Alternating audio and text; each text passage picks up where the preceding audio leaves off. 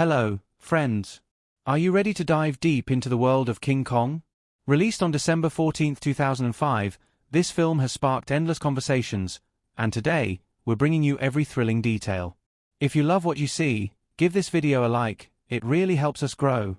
And don't forget to subscribe for more exciting movie explorations and hidden gems. Let's jump in and unravel the magic together. King Kong, a name that resonates deeply with anyone who has a taste for epic adventure and timeless storytelling, was brought back to life on the big screen in 2005 by the visionary director Peter Jackson. On December 14, 2005, the world was gifted with a film that would take audiences on a journey like no other, a journey through breathtaking visuals, heart-wrenching emotions, and a story that somehow felt both familiar and entirely new. Peter Jackson, fresh off his massive success with the Lord of the Rings trilogy, turned his gaze toward one of cinema's most iconic creatures, the mighty Kong, and reimagined this classic tale of love, captivity, and tragedy for the 21st century. What made Jackson's King Kong so unique was not just the special effects or the scale of its action sequences, it was the emotional core that elevated it above being just another monster movie. This was a film that took a creature, long depicted as a terrifying force of nature, and transformed him into something far more complex. King Kong was no longer just a beast that rampaged through New York City. He was a character, a creature whose innocence and vulnerability would strike at the hearts of those who watched. Jackson didn't simply remake the 1933 original, he took its soul and expanded it, breathing new life into every aspect, making the film feel as relevant and powerful as ever, while still honoring the legacy of its predecessor. The plot begins in 1933, during the depths of the Great Depression, a time when dreams of fame and fortune hung tantalizingly out of reach for many. Carl Denham, a down-on-his-luck filmmaker played by Jack Black, is determined to create a masterpiece. When his project is nearly derailed by a lack of funds and resources, he convinces actress Ann Darrow, played by Naomi Watts, to join his crew for a journey to an uncharted island in the South Pacific. Denham's dream is to film his greatest film ever, and Skull Island, as he has been told, is the perfect location. Exotic, mysterious, and full of untold possibilities. Little does Ann know that the journey will lead her into the arms of a giant, terrifying creature, one that will forever change her life and the lives of those around her. As they arrive at the island, the crew encounters the first of many dangers, from deadly insects to vicious prehistoric creatures, and, more significantly, the natives of the island, who possess an unsettling reverence for the great beast that roams the land. And, ever the actress, is captured by the natives and offered as a sacrifice to King Kong, who rules over the island. This is where the story takes a turn. What should have been a terrifying ordeal becomes something far more profound. Kong, a giant gorilla, is initially seen as nothing more than a violent monster, but as Ann forms an unexpected bond with him, the audience begins to see a different side of the creature. He's not just an animal bent on destruction, he's a being with feelings, a sentient force of nature, and, in his own way, a protector. The heart of the movie beats with a developing relationship between Ann and Kong, and it's here where Jackson's masterful direction shines. Naomi Watts, whose portrayal of Ann brings a perfect balance of tenderness and strength, forms an incredible on-screen rapport with Kong, whose motion capture was brought to life by Andy Serkis, the same actor who had famously portrayed Gollum in The Lord of the Rings. Serkis's performance as Kong is groundbreaking. The giant ape is more than just a product of visual effects, he is a fully realized character, with emotions and personality that transcend the screen. Through Serkis's nuanced performance, Kong is given a tragic dignity, one that makes his fate all the more heart-wrenching. As Kong and Ann's bond grows, it becomes clear that Kong is not just a monster, he's a victim of his circumstances, a creature who wants nothing more than to protect the one person who shows him kindness. It's an unusual and deeply emotional love story, one that transcends species and speaks to the primal nature of connection. As the film moves forward, Carl Denham, who initially saw Kong as nothing more than an attraction to make him rich and famous, begins to realize the magnitude of what he has unleashed. In his pursuit of fame and fortune, Denham is forced to confront his own moral compass. His decisions set in motion a tragic chain of events, one that leads to Kong being captured and taken to New York City. There, in the heart of a bustling metropolis, Kong is put on display like a sideshow attraction, his humanity stripped away for the amusement of the public. The film takes on a darker tone here, as Kong's struggle with captivity and exploitation mirrors the plight of countless animals in real life. It's a reflection on human greed, on the ways we often disregard the rights and well-being of others in the pursuit of fame and wealth. But even in the confines of a cage, Kong's inner strength and desire to be free cannot be broken. The film culminates in one of the most iconic sequences in cinematic history, Kong's escape from his cage and his rampage through New York City. The chaos that ensues is not just thrilling, it's heartbreaking. The audience sees Kong, a creature of unparalleled strength, lashing out not in anger, but in desperation. His quest for freedom, and his desire to reunite with Anne, drives him to the Empire State Building, where the final, tragic confrontation takes place. The film's climactic battle, featuring Kong atop the Empire State Building, is a visual spectacle unlike any other, and yet it is also filled with an overwhelming sense of sorrow. The images of Kong, desperately trying to defend himself against the planes that swoop down on him, become symbolic of his futile struggle against the forces that seek to control and destroy him.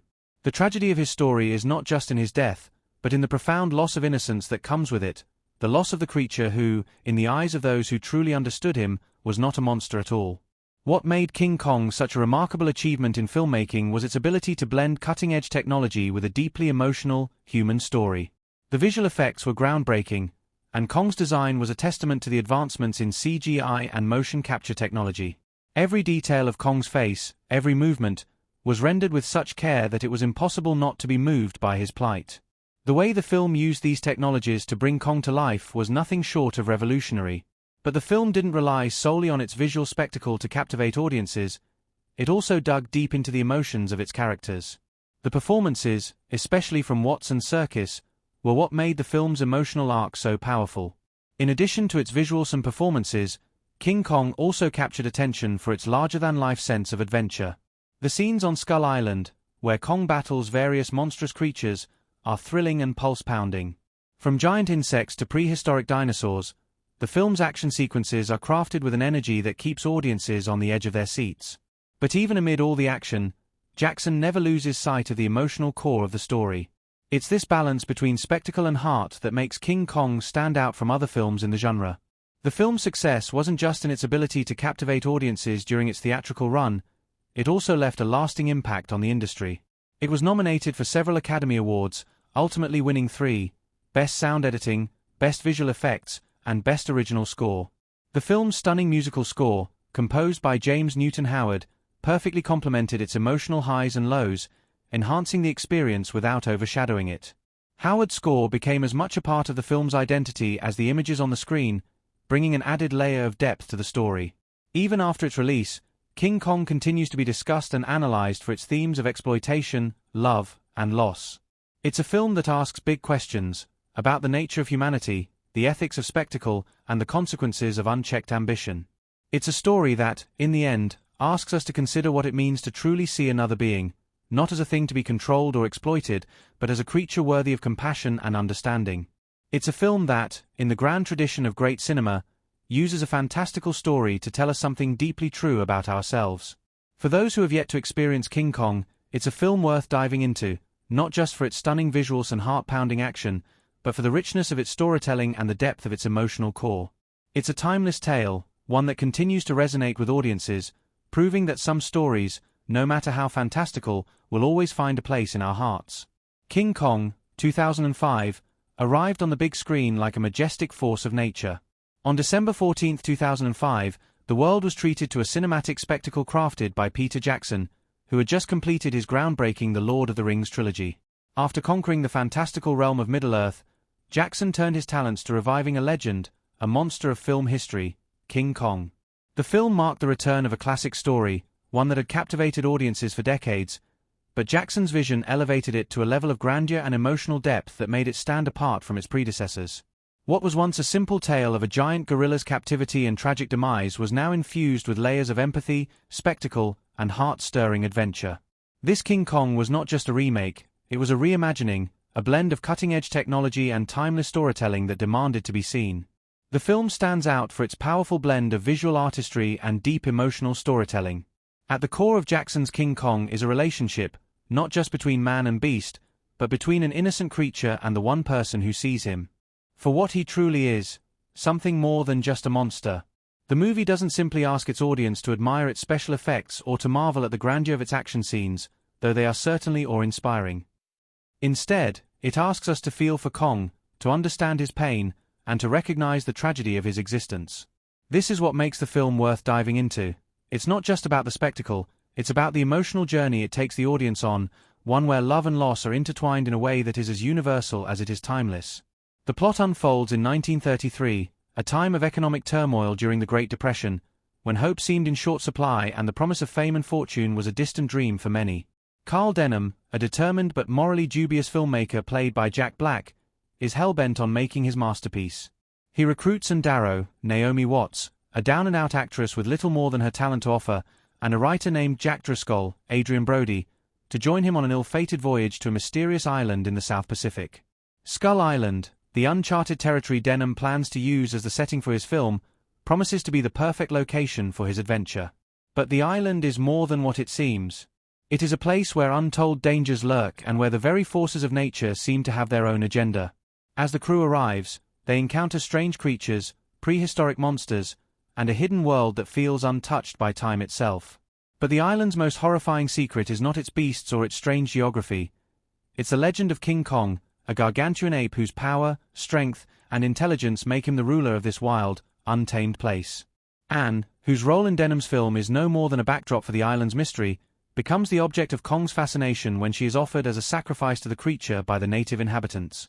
At first, Kong seems like nothing more than a savage beast, a creature whose only desire is to destroy and to kill. But as Anne forms a bond with him, something begins to shift.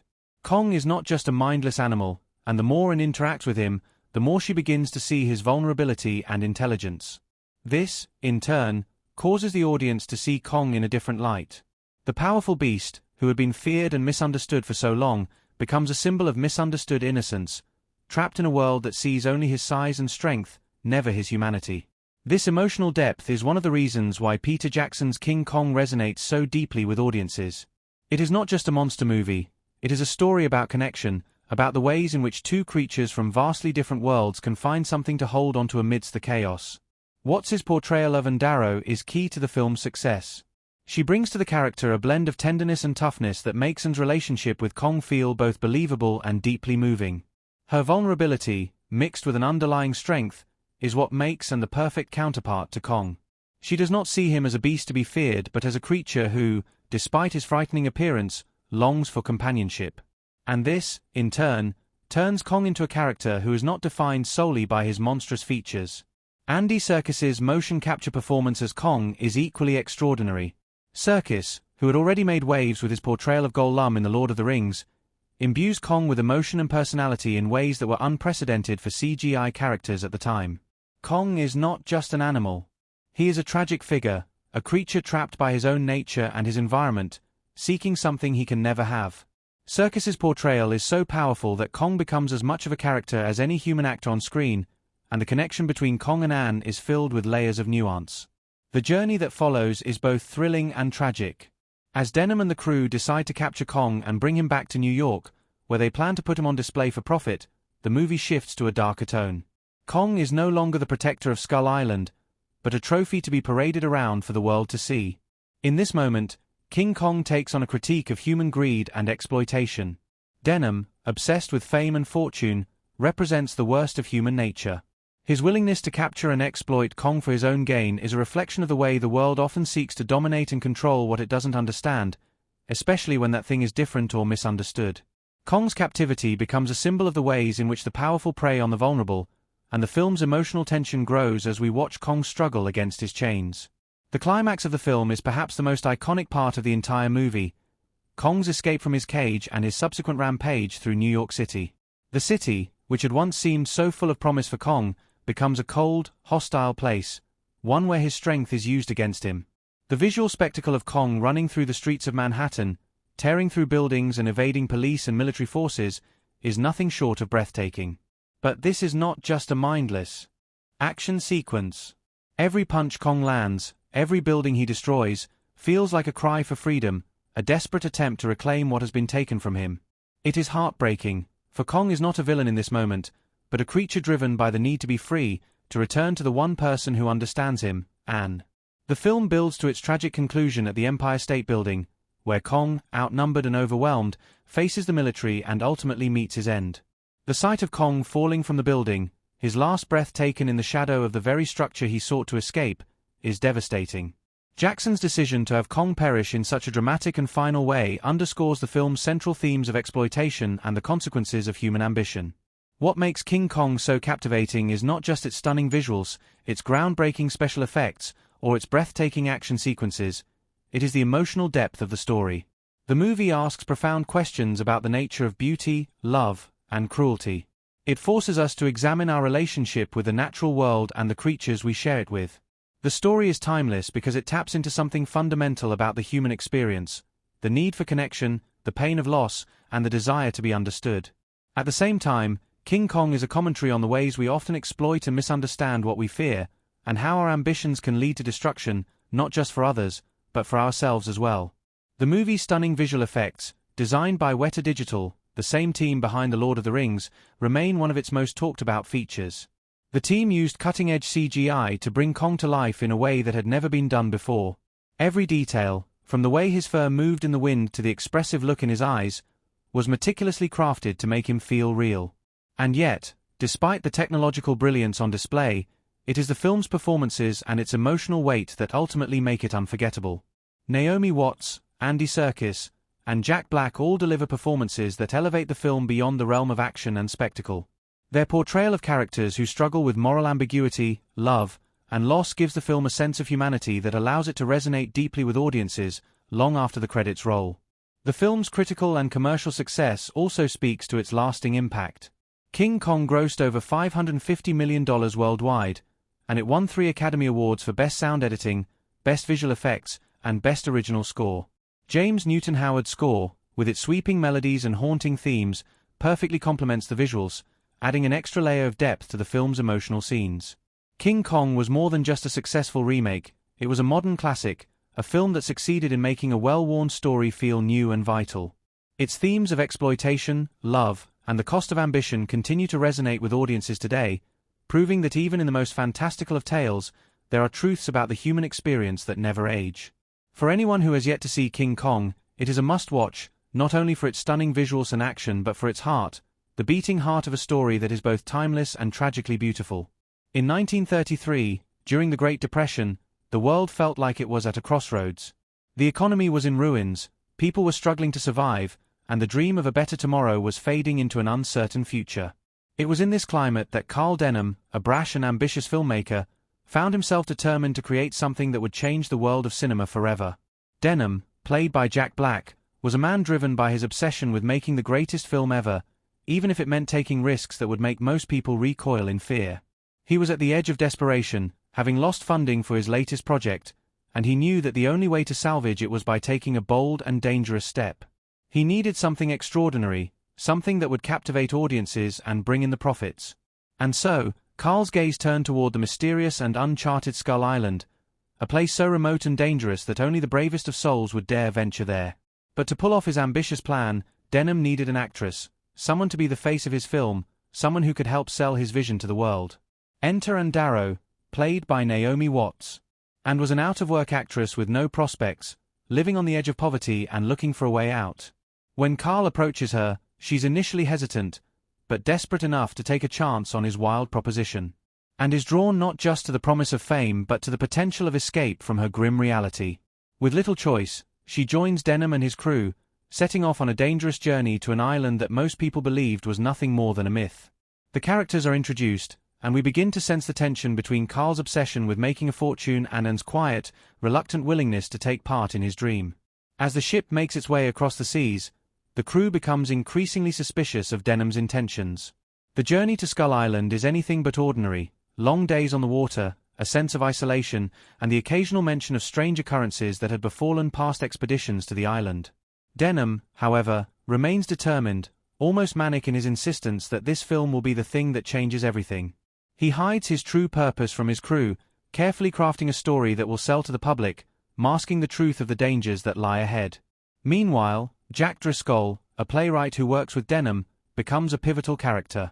Played by Adrien Brody, Jack is drawn into the adventure not just by the promise of a paycheck, but because of his growing concern for Ann's safety. Although Carl dismisses his warnings as misplaced caution, Jack's protective instincts toward and begin to simmer beneath the surface, laying the groundwork for an emotional connection that will deepen as the story progresses. The mood of the film takes on an eerie tone as they finally approach Skull Island. The vast expanse of the ocean begins to feel foreboding, and the ship's arrival at the island signals a shift. It's a place untouched by time, where nature rules, and civilization's laws have no sway. The crew is awestruck by the sight of the island, but also unnerved by its overwhelming presence. There's something sinister about the way the land looms, the ancient trees standing like silent sentinels, guarding the secrets within. The film's pace builds steadily, with every new detail adding to the sense that something is horribly wrong. As the crew disembarks, the atmosphere thickens. There's a palpable tension between the humans and the island, as if the very land resists their presence. And, ever the professional, remains focused on her role. She is meant to be the centerpiece of Denham's film, the image of beauty and grace that will juxtapose the wildness of the island's creatures. But as she ventures deeper into the island, that role is quickly overshadowed by something much more personal.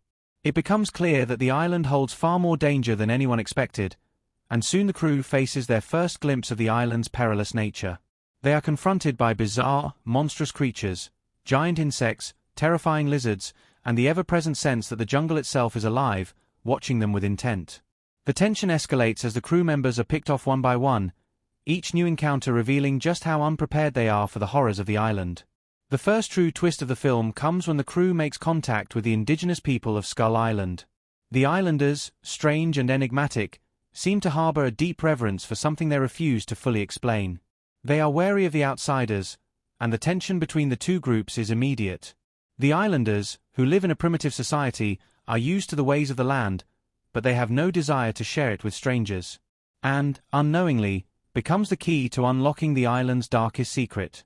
In a shocking turn, the islanders capture her and present her as a tribute to a monstrous being, the one they call Kong. The moment Anne is taken marks a pivotal moment in the film, as the crew watches helplessly from the shore. And, terrified but determined, becomes both the prey and the focal point of the film's looming tragedy. As Anne is taken deep into the island's heart, Carl, driven by his unyielding need for success, begins to see an opportunity. Kong, a gigantic gorilla unlike anything the world has ever seen, is a potential star, an attraction that could make Denham richer than he ever dreamed. His initial instinct is to exploit the creature, to capture him and bring him back to New York as a spectacle. In this moment, Denham's obsession with fame and fortune takes full control, and we see the moral conflict within him begin to solidify. He is willing to sacrifice and safety, and possibly her life, for his dream of cinematic glory.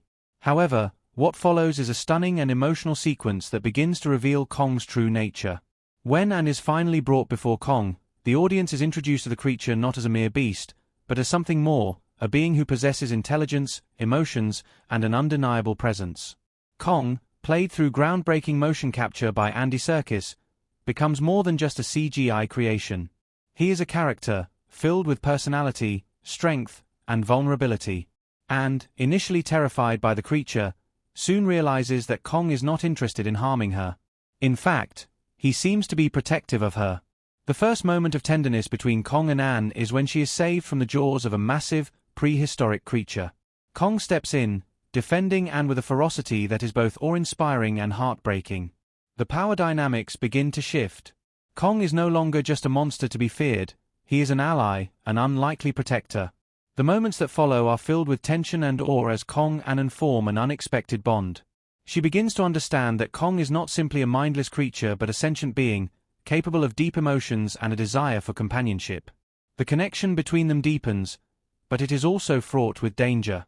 Carl, blinded by his desire to capture Kong and use him for his film, remains oblivious to the growing bond between the two.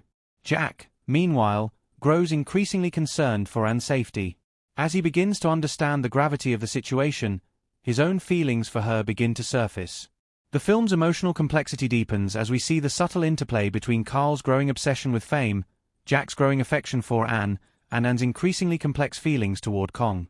The film's first half builds to a powerful moment when Carl, seeing the potential of Kong as a living attraction, decides to capture him. The plan to bring Kong back to New York takes shape, and the crew, despite the dangers of the island, begins to focus on the profit that could be made. This decision marks the moment when the film's central tragedy becomes inevitable. Kong is not just a creature to be filmed or exploited. He is a being who deserves freedom, a creature who, though misunderstood and feared, is capable of deep affection and loyalty. Carl's decision to capture Kong, however, sets in motion a chain of events that will forever alter the lives of everyone involved. As the film moves toward its conclusion, we are left with a sense of unease, knowing that the island holds even more dangers in store. The growing tension between the crew, the island's inhabitants, and the inevitable fate of Kong makes it clear that the second half of the film will be filled with chaos, heartache, and a powerful reckoning for all involved. The first half of King Kong does more than simply set the stage for the adventure. It delves deep into the moral complexities of human ambition, the fragility of relationships, and the heartbreaking realization that the quest for fame and glory often comes at the highest price. The second half of King Kong unravels with an intense urgency, as Carl Denham's relentless ambition collides head-on with the primal forces of nature, setting the stage for the film's tragic descent. The crew, now gripped by the discovery of Kong's power and the realization of the dangers that surround them, find themselves at the mercy of an island that refuses to let them go easily. Having witnessed Kong's majestic strength, Carl sees an opportunity to turn the beast into a spectacle, a living attraction that will make him a fortune. However, as the stakes grow higher, so too does the price that must be paid for such a venture. After Kong's initial encounter with Darrow, where he seemingly bonds with her, the tension among the crew escalates. Carl is consumed by his plan to capture Kong, while Jack Driscoll, who has developed feelings for Anne, becomes increasingly wary of the direction things are headed. Jack's protective instincts are on full display, and his inner conflict grows. He sees and forming a connection with Kong, but he also knows that Carl is determined to exploit the creature for his own gain. The growing rift between the crew and Denham's obsession becomes clearer by the day. The pivotal moment arrives when Carl decides to enact his plan to capture Kong, believing that once he's in New York, Kong's magnificence will earn him fame and wealth beyond his wildest dreams. What starts as a calculated capture turns into a desperate struggle for survival as the crew faces the island's terrifying dangers. As they venture deeper into the jungle, the crew members are picked off by monstrous creatures, massive insects, deadly lizards, and enormous carnivorous plants. The island proves to be a living nightmare, a place where prehistoric predators lurk at every turn. The film reaches a fever pitch of action as the crew desperately attempts to track down Anne, who has been taken by Kong into the depths of the island. Their mission, which was supposed to be about discovery and film, morphs into one of sheer survival, as they try to navigate the jungle's savage heart, with every step taken under threat of death. While Carl and his crew struggle to catch up with Anne and Kong, the beast and the actress form a deeper bond. Kong, though a creature of immense strength and terrifying power, begins to reveal a more tender, protective side. Anne, who initially feared the giant gorilla, starts to see him not as a monster, but as a creature of incredible sensitivity and sorrow. Kong's actions, his protective gestures, his attempts to play with Anne, and his innate care for her safety, paint a portrait of a being far more complex than just the beastly figure he appears to be. The realization that Kong has feelings, that he is capable of empathy, shifts the dynamic between the characters, heightening the emotional tension of the narrative. Anne's interactions with Kong become symbolic of the film's deeper themes of connection, companionship, and the desire for understanding in an otherwise hostile world. This emotional transformation reaches its peak during a sequence where Anne performs an impromptu show for Kong, reciting a dance she learned during her time in New York. As she dances, Kong watches with rapt attention, clapping his massive hands in joy. It is a fleeting moment of innocence and beauty, a rare glimpse into the possibility of a peaceful coexistence between the two. In this moment, Anne's empathy for Kong is fully realized. The audience, too, begins to feel for Kong, no longer just seeing him as a monster but as a tragic, misunderstood figure. It is here that the core of the film's tragedy begins to emerge, the realization that Kong is not the villain, but a victim of human ambition, a force of nature who cannot escape the desires of those who wish to exploit him. Meanwhile, Carl's obsession takes an increasingly dark turn. His desire to capture Kong, to bring him back to New York and put him on display as the centerpiece of his film, blinds him to the very real dangers that this decision poses. The way Carl pushes the crew forward, disregarding their warnings and concerns, shows just how far he's willing to go to fulfill his dream of fame. His treatment of Anne, using her as both bait and a bargaining chip in his scheme, underscores the moral ambiguity that defines his character. The very person he claims to want to help, and becomes a pawn in his relentless pursuit of glory. Carl's actions, while driven by ambition, slowly begin to reveal the cracks in his character, making him increasingly difficult to sympathize with. As the crew members venture deeper into the heart of Skull Island, the film moves toward a crescendo of intensity and danger. Kong, in his fury at being cornered, unleashes his full might. The battles between Kong and the island's monstrous inhabitants become more savage and unforgiving. As Kong defends and from the onslaught of prehistoric creatures, including a fight with a giant T-Rex, the true extent of Kong's power is revealed. These sequences are marked by brutal, jaw-dropping spectacle. The creature's physical dominance is in full display, each swing of his enormous fists or crash of his massive body causing the earth to shake beneath them. Yet, there is something almost tragic in his struggles. For all his strength, Kong cannot escape the island's grip.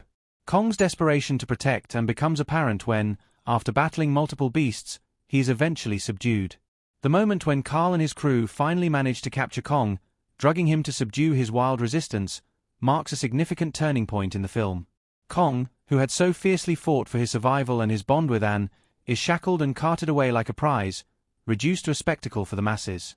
The crew transports Kong to New York City, where he is to be displayed as the centerpiece of Carl's new film, the very film that Carl had envisioned would make him a fortune. What follows is a shift in the tone of the film, as New York becomes a cold, industrial backdrop that contrasts sharply with the wild, untamed nature of Skull Island. When Kong is finally paraded before the people of New York, the visual contrast is striking. The city, filled with the hustle and bustle of modern life, seems to dwarf Kong's majestic presence. The vastness of the urban jungle feels oppressive, a setting where Kong no longer belongs. The creature, now trapped in chains, is nothing more than a sideshow for the masses. Carl's vision for the spectacle he had so carefully crafted begins to unravel as the film explores the ethical implications of exploiting Kong for profit. There is something unsettling about the way the crowds cheer, oblivious to the true tragedy unfolding before them. Kong, once free and powerful on Skull Island, is now a prisoner, an object of human greed and cruelty. The climax of the film, when Kong escapes his cage and wreaks havoc on New York, is an intense moment of release, both in terms of action and emotion. Kong, overwhelmed by his captivity, breaks free and rampages through the streets, causing chaos as he seeks to find Anne, who has become his sole source of comfort in this hostile world. His rampage through the city is one of the most thrilling sequences of the film, with Kong battling military forces, dodging gunfire, and causing widespread destruction. The viewer is caught between or at the spectacle and sorrow for the creature's plight. Kong is not the villain, he is simply a force of nature, misunderstood and pushed to the brink by the humans who seek to control him. As Kong's destruction reaches its peak, he makes his way to the Empire State Building, where he and Anne share one final moment of connection. The tragic beauty of this moment is impossible to ignore. On top of the world, where Kong once ruled Skull Island, he faces an unthinkable end. As the military closes in and the city's forces prepare to subdue him, Kong fights with everything he has. But, ultimately, he is overpowered. His fall from the Empire State Building, his last breath taken in the shadow of the very structure that symbolized his captivity, is devastating. The film, which had been filled with spectacle and action, reaches its emotional climax in Kong's death, leaving a profound impact on everyone who witnesses it. The resolution of the film brings the emotional weight of the story to its fullest. And, devastated by Kong's death, is left to reflect on the tragic consequences of human ambition. Carl Denham, who initially sought to exploit Kong for personal gain, is left to confront the devastation his actions have caused. His journey ends with a sobering realization that Kong's death was not just the end of a creature's life, but the end of his own dream. The film closes on a note of melancholy, with Anne's words echoing the universal truth that Kong's death was not a triumph but a tragedy. The film's exploration of ambition, exploitation, love, and loss comes full circle in this haunting conclusion, leaving a lasting impression on the audience.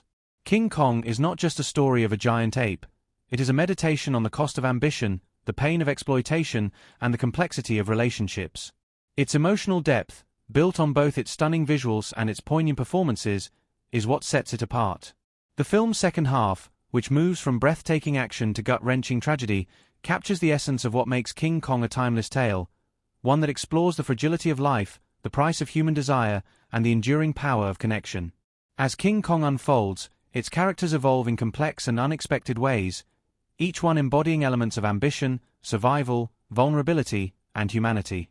The emotional core of the film is driven by the central characters, Carl Denham, and Darrow, Jack Driscoll, and Kong, but it is the secondary characters who add layers of texture, propelling the narrative forward. The actors who bring these characters to life imbue them with a sense of depth, making them both relatable and unforgettable. The film succeeds not just in its groundbreaking visual effects and action sequences, but in the development of characters who, even in the face of such fantastical events, remain deeply human in their desires and struggles. At the heart of the story is Carl Denham, the obsessive filmmaker whose vision of success comes at any cost. Played by Jack Black, Carl is a character driven by his unyielding pursuit of artistic glory. From the moment he appears on screen, Carl's larger-than-life personality makes an immediate impression. He's brash, energetic, and driven by a singular purpose: to create the greatest film ever made. Denham's motivations are rooted in his desire for success, but his desire to prove himself to the world masks deeper insecurities and a willingness to sacrifice anything, relationships, ethics, and even his own crew, to achieve his goals. Jack Black, known primarily for his comedic roles, brings a unique depth to Carl, blending his natural charisma with an underlying desperation. Carl's character is more than just a scheming antagonist. He's a man caught in the throes of ambition, unable to recognize the consequences of his actions until it's too late. Carl's evolution throughout the film is shaped by his interactions with and Darrow, the actress who becomes central to both his vision and his downfall. In the beginning, Carl views Anne as a means to an end, a tool to help him realize his film's success. She is part of his strategy, nothing more. However, as the narrative progresses and the bond between Anne and Kong deepens, Carl's obsession takes on darker shades. While the other crew members express concern about the island's dangers and the ethical implications of capturing Kong, Carl remains fixated on the prize. His decision to chain Kong and bring him back to New York, where he will be paraded before the masses, marks the pinnacle of his disregard for the creature's humanity. Yet even as Carl becomes increasingly villainous in his actions, Jack Black's portrayal keeps him grounded in the sense that Carl is still a man who believes he is doing something great, blinded by his ambition. And Darrow, portrayed by Naomi Watts, stands as the emotional center of the film. Initially, Anne is presented as a woman desperate for work, struggling to survive in the harsh economic conditions of the Great Depression. When Carl Denham offers her a role in his film, she has little choice but to accept. However, as the story unfolds, Anne's character grows in ways that reflect her inner strength and resilience. Naomi Watts brings a quiet grace to Anne, making her both vulnerable and determined. Anne's transformation is one of the most poignant aspects of the film, as she begins as a passive participant in Carl's grand scheme and becomes an active agent in her own story. Her evolving relationship with Kong is key to her development. At first, she is terrified of the enormous ape, but over time, she sees the creature not as a monster, but as a tragic being, forced into captivity by human greed. It is Anne's empathy and understanding that allow the audience to connect with Kong, as she sees him not for his size or strength but for the complexity and emotion he displays. Watts skillfully navigates this emotional journey, allowing him to emerge as a character who not only survives but also evolves, ultimately becoming the only one who understands Kong's true nature. Jack Driscoll, played by Adrien Brody, is another character who undergoes significant transformation. Driscoll, a playwright by trade, initially has little interest in the dangerous expedition to Skull Island. He is dragged into the adventure by Denham's insistence and his growing concern for Anne's safety. While Carl sees Anne as a tool for his film, Driscoll begins to see her as more than just an actress. His feelings for her evolve from simple concern to deep affection, and this emotional connection becomes the driving force behind his actions. Brody's portrayal of Jack as a more reserved, morally driven character provides a strong contrast to Carl's reckless ambition. Jack's role in the film is one of the more grounded, relatable aspects of the story. He isn't a hero seeking glory, rather, he is a man caught in a moral dilemma, torn between his growing feelings for Anne and his understanding of the dangers that the island, and Carl's plans, pose. As the story moves forward and Kong's destruction of New York becomes inevitable, Jack becomes the character most aligned with Anne's survival and safety, embodying the human instinct to protect and care for the ones we love, even when faced with impossible odds. Kong, of course, is the most complex and memorable character in the film. Brought to life through groundbreaking motion capture performance by Andy Serkis, Kong is not merely a monster but a tragic hero in his own right. The character's evolution is remarkable, as he transitions from a terrifying beast to a deeply empathetic creature whose bond with and forms the emotional core of the film. Kong's relationship with Anne is both tender and heartbreaking. His protective instincts are immediately apparent, and though he is monstrous in appearance, he shows a vulnerability that humanizes him in a way few creatures in cinema have ever been portrayed. Serkis' performance captures the full range of Kong's emotions, from his raw physicality to the subtle nuances that reveal his intelligence and capacity for feeling. Kong is both a victim and a force of nature, and his actions are driven not by malice, but by a desperate desire to protect the one person who has shown him kindness. His ultimate fate, marked by his tragic death atop the Empire State Building, is one of cinema's most iconic and sorrowful conclusions, highlighting his vulnerability and the unjust nature of his end. Beyond the central trio of Carl, and Kong, there are secondary characters whose contributions add richness to the story and provide context for the larger narrative. Among them is the ship's captain, Captain Engelhorn, portrayed by Thomas Kretschmann. Engelhorn serves as a foil to Carl's reckless ambition. While Carl pushes the crew toward increasingly dangerous decisions, Engelhorn is pragmatic and cautious, offering a voice of reason amidst the chaos. Though he is not as developed as some of the other characters, Engelhorn's presence provides the balance needed to underscore Carl's moral decline and the dangers of unchecked ambition. He is a leader who understands the risks involved, but he is unable to sway Carl's obsession with the film. His eventual participation in the rescue of Anne and his later regret about the crew's decisions provides the necessary grounding for the film's moral questions. The secondary characters also include the crew members who embark on the expedition to Skull Island, each of whom adds a touch of comic relief, tragedy, or philosophical insight to the narrative. One such character is Hayes, the grizzled first mate, played by Evan Polk. Hayes' role, though not as central as the others, adds to the film's overall atmosphere. His pragmatic approach to the journey contrasts sharply with Carl's naivety and obsessive drive. Hayes provides a sense of the crew's growing unease, and his willingness to confront Carl when things go wrong highlights the disconnect between Denham and the reality of the island's dangers. The crew, as a whole, represents the broader cost of Carl's ambition. Their fates become tragic symbols of the price paid for blindly pursuing glory without considering the consequences. There is also the presence of the islanders themselves, who remain mysterious and enigmatic throughout much of the film. They are introduced as a primitive, ritualistic culture that serves as the caretakers of Kong. While they do not have a significant amount of screen time, their role in the story is crucial, particularly in their decision to offer and as a tribute to Kong. The islanders' actions are rooted in superstition and fear, and their relationship with Kong further complicates the narrative. Are they simply protecting Kong as a godlike figure, or are they aware of the balance that must be maintained between human and beast?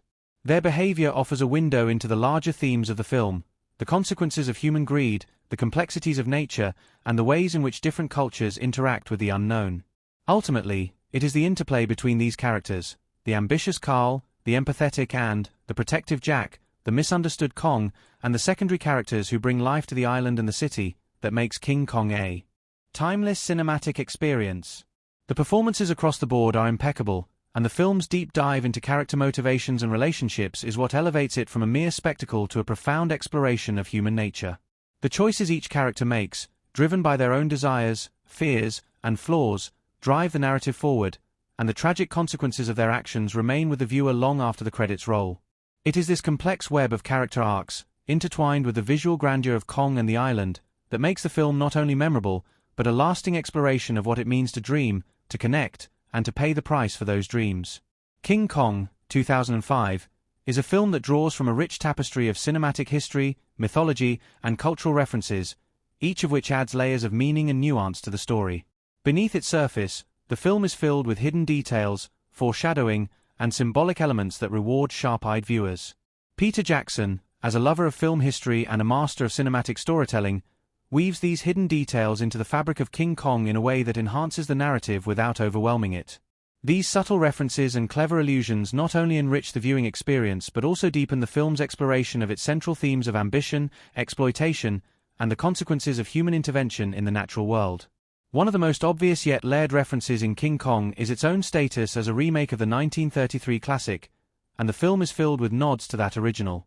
From the very first scenes of the film, which depict Carl Denham, Jack Black, attempting to make his film in the midst of the Great Depression, the viewer is reminded of the economic collapse that is central to the backdrop of both films. Carl's financial troubles and desperation to succeed echo the challenges faced by the filmmakers of the original King Kong during the Great Depression era. The film's opening scenes, with Carl's frustration about the financial troubles plaguing his production, are a direct homage to the struggles of filmmakers in the 1930s, underscoring that the art of filmmaking, and the desperation it can breed, is timeless. Carl, then, is both a character in his own right and a stand-in for the broader aspirations of filmmakers, caught between creativity and the pursuit of commercial success. The references to the 1933 film are plentiful and come at key moments. Carl Denham's ship, the Ventura, which takes the crew to Skull Island, shares its name with the ship from the original film. This subtle detail helps anchor the new version in the rich legacy of its predecessor. As Carl's crew disembarks on Skull Island, the design of the island itself, shrouded in mist and mystery, is a direct callback to the lush, prehistoric world presented in the 1933 film. The design of Kong's lair and the perilous landscape of the island bear striking similarities to the environments first depicted nearly 70 years earlier, maintaining the same sense of isolation and danger that made the original so compelling. Moreover, the way Kong is first revealed in both films, the slow, dramatic build-up to his appearance, mirrors the suspenseful pacing of the 1933 King Kong, reinforcing the creature's central place in both the narrative and the audience's imagination. But King Kong, 2005, also includes layers of reference that stretch beyond mere callbacks to its predecessor. The film incorporates a wealth of pop culture and literary allusions, one of the most prominent being its connection to Heart of Darkness by Joseph Conrad. The journey to Skull Island mirrors the expedition into the Heart of Darkness that Conrad describes in his novella, where the crew ventures deeper into uncharted territory, encountering unknown dangers and creatures. Just as Conrad's protagonist, Marlowe, journeys into the wilds of Africa, Carl and his crew venture into the uncharted lands of Skull Island. The parallels are clear. Both groups of men are drawn into unknown, hostile territories by forces beyond their control, and both confront the consequences of their actions in the face of powerful, uncontrollable natural forces. The novel's themes of colonialism, exploitation, and the moral consequences of interfering with the unknown resonate throughout Jackson's film, especially as Carl Denham's obsession with Kong mirrors the blind pursuit of power and control. Furthermore, the motif of the beast being both a victim and a symbol of untamed nature is directly connected to the symbolism in Heart of Darkness. Kong, like the natives in Conrad's work, is portrayed as both a powerful, nearly godlike creature and a tragic figure subjected to the whims of human exploitation. This juxtaposition, of a creature capable of great destruction yet fundamentally innocent in his intentions, is a thematic core of both works. It highlights the destructive tendencies of human ambition and the way that nature is often reduced to something to be tamed and controlled, whether it's through colonization or commercialization. The film also includes subtle nods to broader mythologies, particularly the myth of Prometheus, which deals with the idea of a powerful being punished for daring to challenge the natural order. Kong's capture and subsequent display in New York City echo the myth of Prometheus being bound to a rock, punished by the gods for his act of stealing fire. Kong's defiance, his desperate attempt to break free from human chains, and his tragic end are all visual and narrative metaphors for the Promethean myth. As Kong is captured and transported to the city, where he is put on display like a spectacle for the masses, the film underscores the tragic nature of his existence. His strength, which once symbolized freedom on Skull Island, becomes his ultimate undoing in the face of human greed and ambition. Kong is punished not for his own actions, but for being a symbol of nature's untamable power, a force of destruction that cannot be contained. This tragic symbolism is reinforced by the visual motifs throughout the film. Kong's battles with the various creatures of Skull Island, whether it's the massive Tyrannosaurus Rex or the huge, aggressive insects, represent his fight against being contained. Each of these creatures is not just a physical threat to Kong but a symbol of the forces of nature that exist outside the realm of human control. The battles themselves are epic, cinematic spectacles that, while thrilling to watch, also underline the futility of human attempts to dominate the natural world. The most poignant foreshadowing in King Kong occurs through the development of Kong's relationship with Darrow, Naomi Watts. From the moment Kong first captures and takes her to his lair, their connection is one of mutual understanding and silent communication. Anne's acceptance of Kong as a sentient being rather than a mindless monster foreshadows the film's eventual theme of empathy. As Anne begins to dance for Kong, it's clear that this is not just a performance for the creature, but a way for Anne to communicate with him on a deeper level. The dance itself becomes a symbolic act of connection, a shared moment of beauty that transcends the boundaries of species. The dance is not just an artistic expression for Anne, it is an act of compassion for a creature who has been misunderstood and mistreated. This symbolic moment is reflected throughout the film in smaller moments, when Anne tends to Kong's wounds, when Kong gently places her back in the safety of her cage, and even in their final moments together on the Empire State Building. These moments are imbued with the idea that Kong, in his own way, is capable of understanding and love.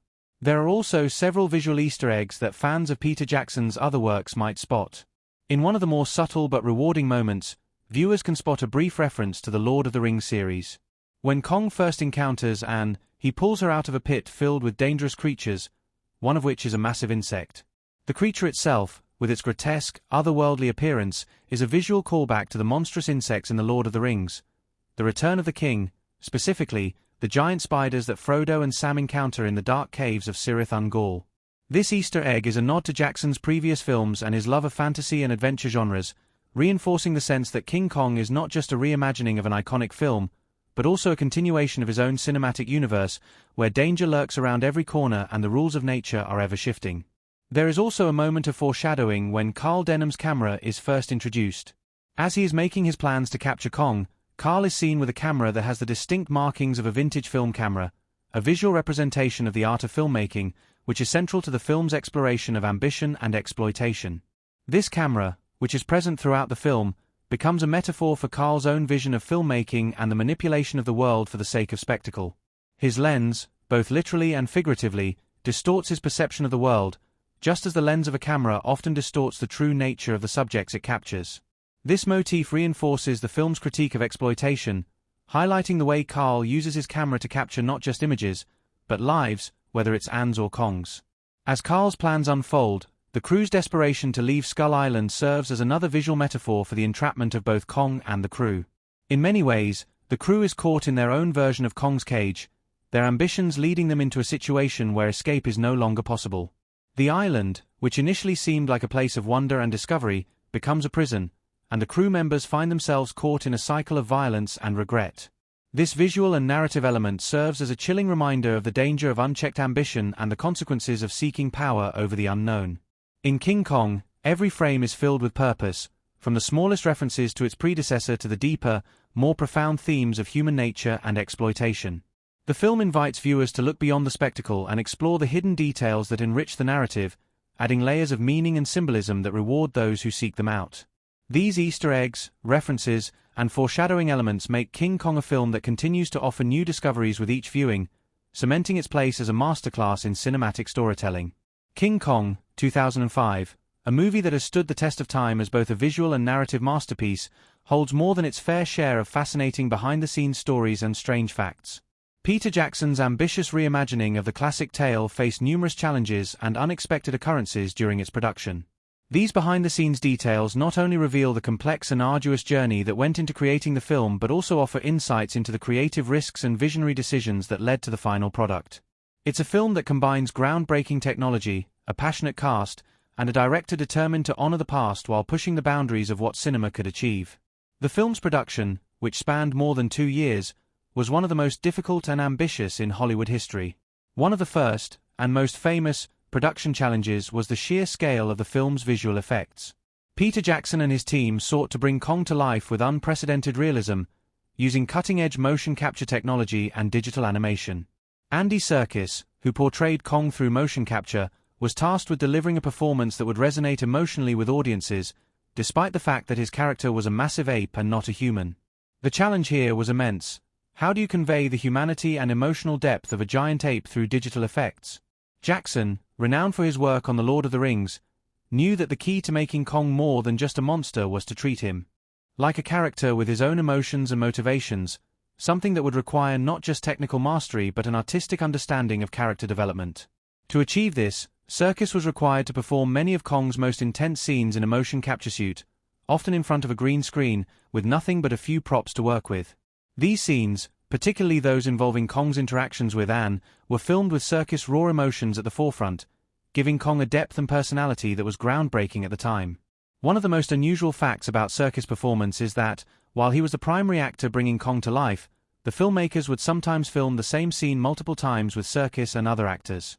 Serkis, in his motion capture suit, would perform an entire scene with a human actor, but then the scene would be reshot with Serkis performing the actions again, but this time as Kong. This dual performance method is an example of how the film pushed the boundaries of traditional filmmaking techniques, creating something entirely new in the process. The result was a Kong who was not only a remarkable technological achievement but also an emotionally resonant character, a tragedy in his own right. The process of bringing Kong's massive size and strength to life was equally difficult, and the effects team faced several challenges to ensure that Kong felt real in every scene. The visual effects team used cutting-edge technology to digitally construct Kong's body, movements, and interactions with his surroundings. However, making Kong feel physically substantial was not just a matter of creating a highly detailed digital model. One of the strangest challenges came when Jackson and his team needed to make Kong appear believable in close-up shots, especially when interacting with Anne. While motion capture allowed the team to track Kong's movements, the filmmakers had to create realistic interactions between the ape and human characters. To do this, they used a variety of techniques, including real-time computer animation, animatronics, and practical effects. For example, in the scene where Kong first grabs Anne, the filmmakers used a combination of live-action shots, motion capture, and animatronics to create the illusion that Kong was physically holding her. The complexity of this process was remarkable, with Jackson and his team spending countless hours ensuring that Kong's interactions with the real world felt seamless. While these technical challenges are awe-inspiring in their own right, there were also numerous stories behind the scenes of the film's production that make King Kong stand out as a particularly unique project. One of the most striking facts is the decision to shoot in New Zealand, Jackson's home country. While New Zealand had already earned its place in the cinematic world thanks to The Lord of the Rings, King Kong took the filmmaking opportunities offered by the country to new extremes. The island of Skull Island, with its towering cliffs and dense jungle, was brought to life with stunning realism, thanks in part to the incredible locations in New Zealand. The lush forests, vast wilderness, and dramatic mountain ranges of the country provided the perfect backdrop for Kong's world, giving the film an otherworldly and untouched quality. While many films would have opted for sound stages or digital sets, Jackson's decision to shoot in the real locations helped infuse the film with a sense of authenticity, making the island feel as alive and unpredictable as the story itself. Beyond the visual effects and shooting locations, one of the most bizarre elements of the production was the sheer scale of the set design. Skull Island, with its gigantic trees, ancient ruins, and hidden creatures, was built as both a practical and digital set, combining the best of both worlds. The design of the island itself was influenced by Jackson's love of adventure films, with massive cliffs, dense jungles, and hidden valleys designed to give the island a sense of mystery and danger. The creation of these sets was no easy feat. For example, the massive tree that Kong and Anne fight on was constructed as a full-scale model, allowing the actors to physically interact with the environment. This type of hands-on set design, which melded practical effects with CGI, was groundbreaking at the time, setting a new standard for how filmmakers could use both physical and digital effects to create immersive worlds. One particularly fascinating aspect of King Kong's production was the casting process. While Naomi Watts, Jack Black, and Adrien Brody were already well-established actors, some of the casting decisions were more unusual. For example, the role of Jack Driscoll was initially offered to several other actors before Adrien Brody was chosen. Brody, known for his intense and dramatic roles, seemed an unlikely choice to play a dashing action hero. However, Jackson saw something in Brody's understated style that made him the perfect choice for Driscoll, a character who needed to be both heroic and sensitive. Brody's performance as Driscoll is one of the film's hidden gems, as he effortlessly blends vulnerability with bravery, embodying the everyman caught in extraordinary circumstances. Brody's casting also played into Jackson's desire to cast against type in order to avoid making the characters feel like typical Hollywood tropes. Brody's quiet, introspective performance contrasts sharply with Jack Black's larger-than-life portrayal of Carl Denham, creating a dynamic that adds depth to the ensemble. Of course, Black's portrayal of Carl Denham is perhaps one of the more surprising aspects of the film. Known primarily for his comedic roles, Black was an unconventional choice to play the ambitious and morally ambiguous filmmaker. However, Jackson's decision to cast Black in the role proved to be a masterstroke. Black, who had previously displayed a flair for intense and offbeat characters, brought a depth to Carl that made him more than just a villainous character. His performance is laced with moments of vulnerability and ambition, making Carl a tragic figure who is ultimately consumed by his own obsession. Black's ability to blend humor with darkness added a unique flavor to the film, and his performance is a key factor in why Carl Denham remains a memorable character. Another strange and somewhat controversial element of the film's production was its incredibly long shooting schedule. King Kong took over 18 months to shoot, with some portions of the film requiring multiple takes, given the complexity of the visual effects and the scale of the action sequences. This extended shooting period caused strain on the cast and crew, with many citing the relentless work schedule as one of the toughest parts of the production. This lengthy schedule was partly due to Jackson's attention to detail and his desire to ensure that every frame of the film was perfect. His obsession with getting every shot just right caused delays, but it also contributed to the film's overall success, with many of the scenes, particularly the action sequences involving Kong, being some of the most meticulously crafted moments in cinematic history. Perhaps the most controversial aspect of King Kong's production, however, was its portrayal of Kong's capture and ultimate death. In many ways, Kong's demise on the Empire State Building was an iconic moment in film history, but it was also deeply tragic. Some viewers criticized the film for being overly sentimental in its depiction of Kong's death, while others argued that it was too heavy-handed in its emotional manipulation. Jackson, however, defended the choice, explaining that Kong's death was integral to the film's themes of ambition, exploitation, and the consequences of human greed.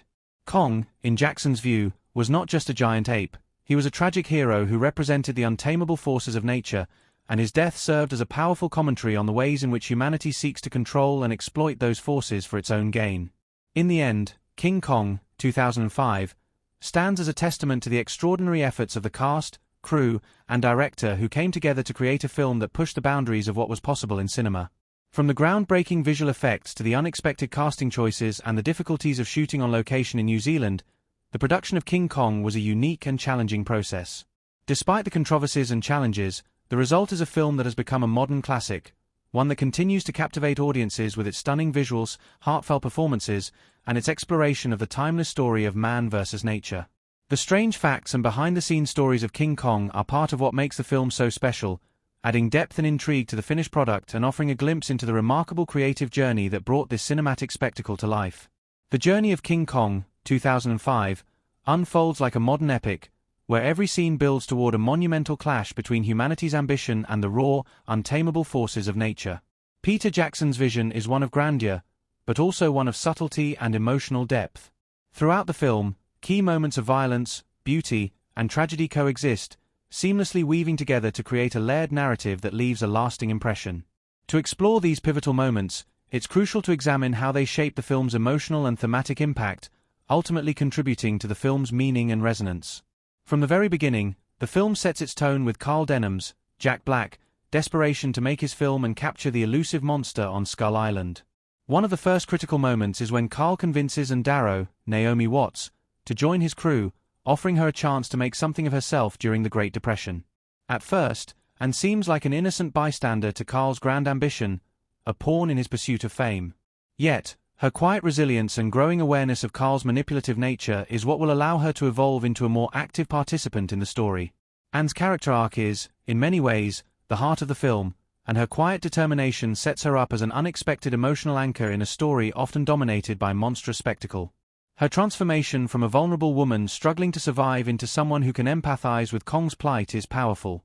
Her empathy creates a bond between the two characters that is both poignant and tragic, positioning her as the symbolic bridge between Kong's primal nature and humanity's complexity. The introduction of Kong himself is another moment of emotional and thematic importance. The scene where Kong first emerges from the mist of Skull Island is both thrilling and mysterious, signaling the arrival of a creature whose immense power belies his deep emotional capacity. In that moment, Kong is an almost mythical figure, his enormous presence in contrast with the relatively small humans who are dwarfed by him. The scene, which blends tension with awe, makes Kong a force of nature, something to be revered and feared. This is a moment when the human characters begin to realize the full scale of their folly. Kong, as an unknowable creature, becomes a symbol of untamed wilderness, a living force of nature that cannot and should not be controlled. The audience, too, is put into a position where they, too, must confront the creature's primal power but also begin to empathize with him, even as his actions become more destructive. One of the most significant moments in King Kong occurs when Anne and Kong first form a bond after her capture. The sequence is subtle but emotionally charged, as Anne begins to see Kong not as a monster, but as a misunderstood and tragic creature. The scene where Anne dances for Kong, a brief but striking moment of pure visual poetry, marks the beginning of their deeper connection. Through her performance, Anne communicates with Kong in a way that transcends words. It's an act of compassion, one that allows Kong to connect with something more than just brute strength. He is an animal of deep feeling, capable of understanding the kindness and vulnerability that Anne brings to the dance. This scene, with its haunting music and ethereal dance, serves as the emotional core of the film, where the audience is asked to look beyond Kong's monstrous appearance and see the creature's emotional fragility.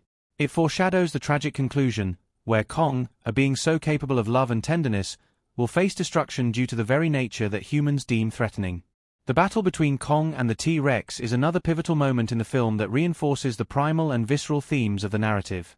Set in the dense jungle of Skull Island, this sequence is both a thrilling action scene and an exploration of Kong's complex character. When Kong fights the massive T-Rex, the battle is intense, and the stakes couldn't be higher. Kong is not only fighting for survival but also for the right to protect Anne. As the battle rages, The special effects team ensures that Kong's physical power is communicated with every crushing blow, every leap, and every roar. The fight is a brutal display of strength, yet it also reveals Kong's vulnerability. He's not invincible, as he struggles with the T-Rex despite his sheer power. In the end, Kong triumphs, but the sequence leaves a bittersweet taste. Kong's victory is not just about brute force, it's about his desperation to keep and safe, to protect something he cares about. The fight underscores one of the film's central themes, that strength is often tied to something much deeper than physical might. It is about the fight for what one loves. And Kong's emotional connection to and sets him apart from the predatory creatures that roam Skull Island. Perhaps one of the most visually and emotionally impactful scenes is Kong's first appearance in New York City. The towering skyscrapers, the flashing lights, the vast crowds of people. These elements juxtapose Kong's raw, primal force with a highly structured, artificial world of civilization. This moment serves as the film's thematic tipping point. Kong is no longer a force of nature on Skull Island, but a spectacle to be controlled and exploited. The sequences of Kong rampaging through the city are chaotic, filled with destruction and fear, but they also carry an air of tragic inevitability. The way Kong struggles with the confines of his chains, trying desperately to escape, speaks to the broader theme of freedom and confinement. Kong, once free and untamed, is now trapped in the iron grip of human desire for control. The narrative explores the consequences of capturing such a powerful creature and bringing him into the artificial world of cities and entertainment, reducing him to a mere attraction. His rampage through the streets of New York serves as a metaphor for the way humanity has always sought to control nature, often at the cost of its essence. The climactic moment, when Kong is finally cornered at the top of the Empire State Building, is both a visual and emotional crescendo.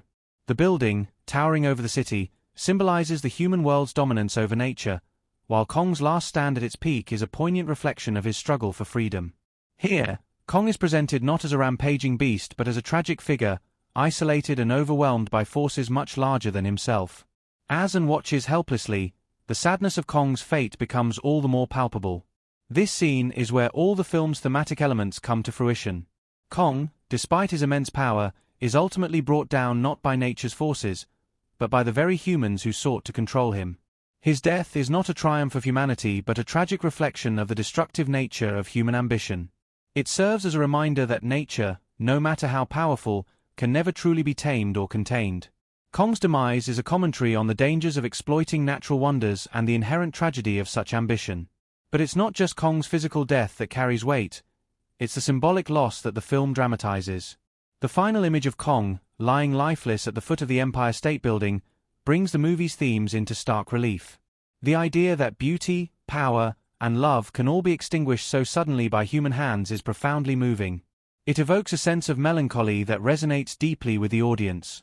The tragedy of Kong is that he was never truly a monster, but a being who only became monstrous through the lens of human exploitation. The final shot, Withen's tearful gaze as she watches Kong's body fall, encapsulates the film's core theme, the destruction of the natural world through human greed and ambition. Kong's fate is sealed not by the laws of nature, but by the selfish desires of the people who sought to use him as a tool for entertainment and profit. In terms of thematic impact, King Kong stands as a powerful reflection on human nature. It critiques the consequences of unchecked ambition, the exploitation of the natural world, and the ways in which human beings often fail to see the beauty and fragility of the creatures they seek to control. Every key scene in the film, from Kong's capture to his ultimate death, underscores this central message. The film asks its audience to consider the price of progress and the moral consequences of our actions. It's a cautionary tale about the dangers of commodifying nature and the deep emotional cost that comes with reducing life to spectacle. Through these pivotal moments, King Kong takes the audience on an emotional roller coaster, engaging with themes of loss, compassion, and the inescapable realities of the human condition. The emotional weight of these scenes is not just the result of spectacular visual effects, but of their narrative significance. Each moment builds on the last, creating a tension between humanity's ambitions and the untamed, fragile beauty of nature. And as Kong falls to his death, the film forces us to reflect on our own relationship with the natural world, one that is often defined by control, domination, and the eventual realization that such power, while seemingly limitless, always comes at a price. Through this emotional and thematic progression, King Kong becomes more than just a monster movie. It becomes an exploration of humanity's deepest desires, fears, and regrets. The making of King Kong, 2005, stands as a testament to the creative ambition, technical wizardry, and sheer determination of a passionate team of filmmakers. Peter Jackson, known for his unparalleled vision in bringing The Lord of the Rings to the screen, had a singular goal in mind when he decided to remake this classic story: to honor the legacy of the original while pushing the boundaries of what could be achieved with modern filmmaking technology. The production of King Kong was no ordinary undertaking, but rather a monumental task that demanded innovative solutions to many of the film's unique challenges.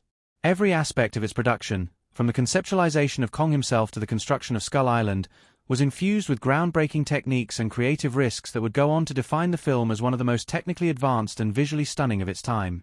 The very essence of King Kong rests on the extraordinary character of the giant ape himself, and bringing Kong to life was one of the greatest challenges and technical feats of the film. At the heart of Kong's visual realization was motion capture technology, a relatively new and still evolving technique at the time. Peter Jackson and his team sought to make Kong not just a visual effect, but a fully realized character, one with depth, emotion, and personality. In the process, they revolutionized the way audiences perceived digital characters in cinema.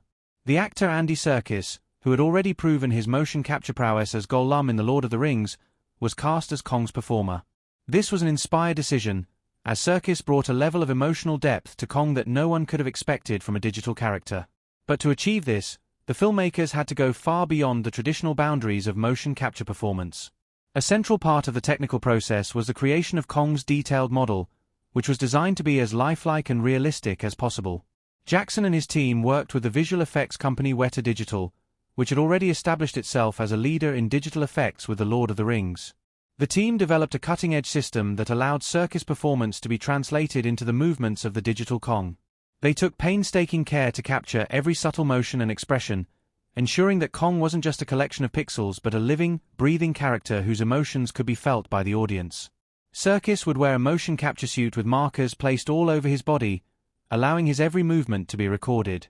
Yet, while the performance capture process might seem straightforward, it was anything but. The team at Weta Digital faced a monumental task in turning Serkis' performance into a believable giant ape. They began with a high-resolution scan of Serkis' movements and expressions, then worked meticulously to translate those into the movements of Kong, maintaining the fluidity of his performance while making sure that his size and mass remained consistent. One of the strangest hurdles in Kong's creation was making sure that the ape's movements were grounded in reality despite his size. His movements had to feel natural, yet also convey the raw power of an animal capable of overpowering humans and prehistoric creatures alike. Kong needed to feel like a force of nature, but also possess a certain grace and emotional complexity, particularly in his interactions with Anne. To achieve this, the animators at Weta Digital relied on reference footage from real apes, studying the way they moved, how they interacted with their environment, and how they expressed emotion through their bodies. This technique of combining reference material with Serkis' performance captured in motion was a revelation in digital filmmaking. But it didn't stop there.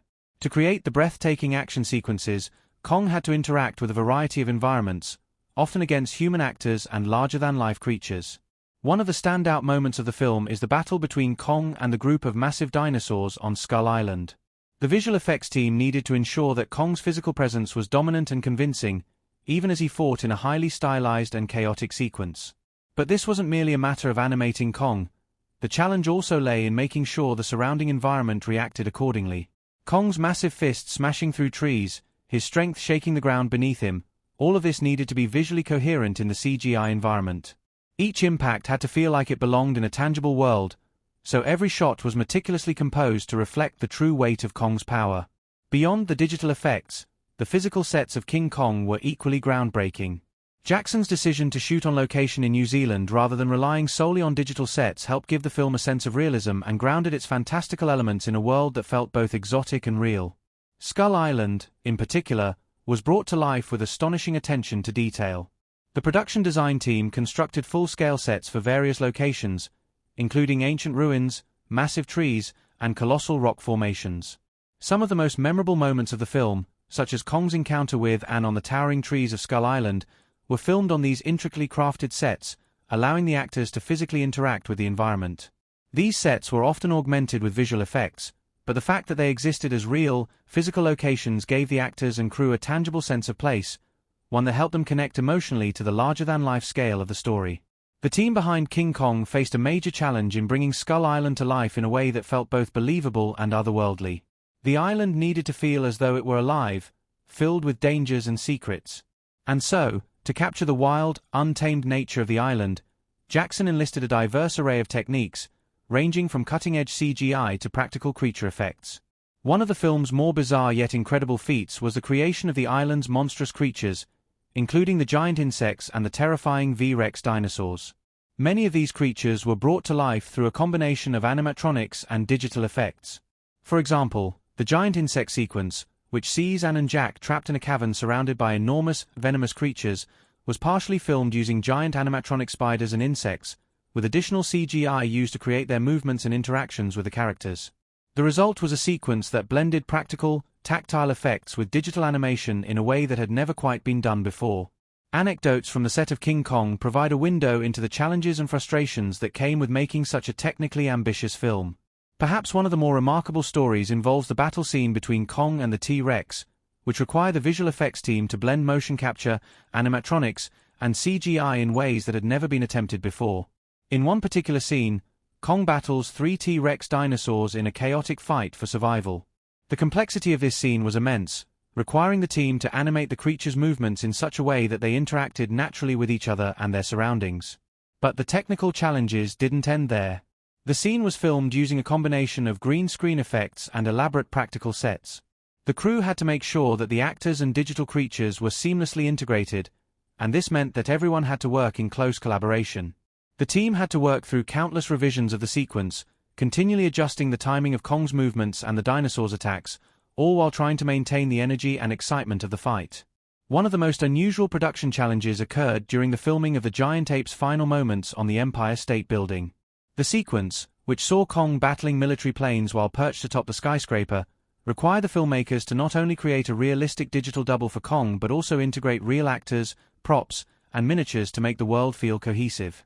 Many of the shots involving Kong interacting with the planes were filmed using a mix of practical effects and computer-generated imagery, requiring precision and timing to ensure that Kong's movements and the plane's flight paths matched perfectly. At one point, Jackson had to delay shooting on several occasions due to issues with the miniatures of the planes, but the team eventually found a solution that allowed the climactic sequence to unfold with the tension and excitement that audiences had been waiting for. Despite these hurdles, the film's visual achievements were unparalleled. The towering presence of Kong, the treacherous landscapes of Skull Island, and the high-flying battles over New York skyline were not only a technical triumph but an artistic one as well.